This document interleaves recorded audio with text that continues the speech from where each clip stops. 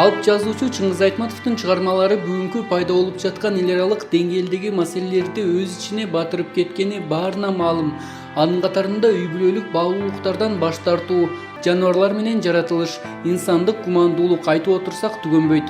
Тагыраагы Айтматов адам көйгөйлөрүн чагылдырган жазуучулардын сап башында. Бүгүнкү бир китептин баянында да жазуучунун орчундуу чыгармаларынын бирине токтолобуз. Саламатсыздарбы, урматтуу көрүүчүлөр. Бүгүн биз бир китептин баянында Чыңгыз Айтматовдун Кылым карттар бир күн романы тууралуу сөз кылмакчыбыз.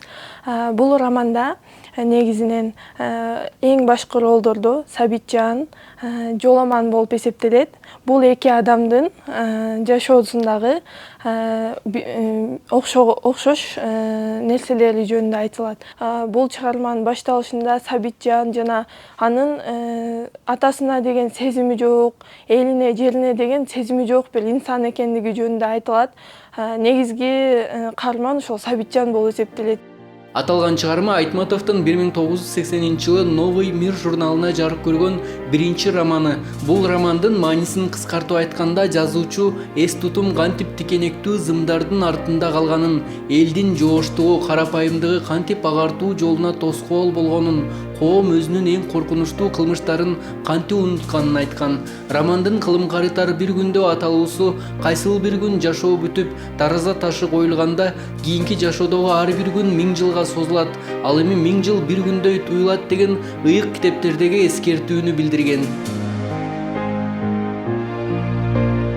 Бул чыгармадан эң таасир алган жерим ошол Сабитжан өзүнүн атасы каалаган жерге өлгөндөн кийин ошол эне бейитке жайлаган эмес, ошол нерсени атасынын айткан сөзүн уккан эмес. Анын кошунасы болгон башка эле жат адам анын Сабитжандын атасына боору уруп, ошол инсандын каалаган нерсесин кылганы аябай жан талашат. Бирок Сабитжан ошол жерде дагы жаназада, өзүнүн атасынын жаназасында эч кандай ыйлабастан каяктагы бир ракета, башка нерселер жөнүндө айтып кетет. Мына ушундай сезими жок адамдарга бул чыгарма негизинен башкача таасир берет деп ойлойм. Мага дагы өзгөчө таасир берди. Негизги окуя болуп эсептелген Жоламандын окуясы. Жоламан негизинен ошол кыргыздын илгерки баатыр инсаны болот.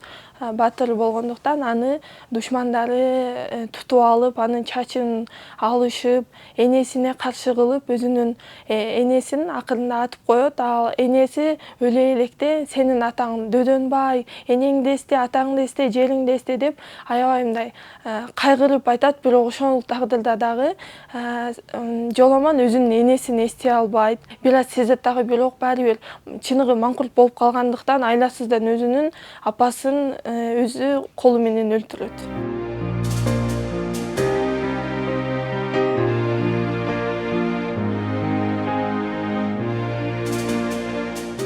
Ар бир инсан ошол Сабитжанга окшоп өзүн гана ойлоп же чыныгы маңкурт болуп калбастан өзүбүздүн элибизди, жерибизди, ошол ата бабаларыбыз көмүлгөн жерлерди көрүп, аларды сыйлап, чыгармаларын улуу адамдардын жазган чыгармаларын сыйлап, окуп, түшүнүп жүрүшүбүз керек экен негизи. Роман көп багыттуу, көп жактуу, көп проблемалуу. Мурдагы чыгармаларында эле бул чыгармасында да элдик уламыштар эптүү пайдаланылат. Адам жана анын татаал дүйнөсү, адам жана доор, адам жана айлана чөйрө тууралуу келечек муунга айтып калтырган керези.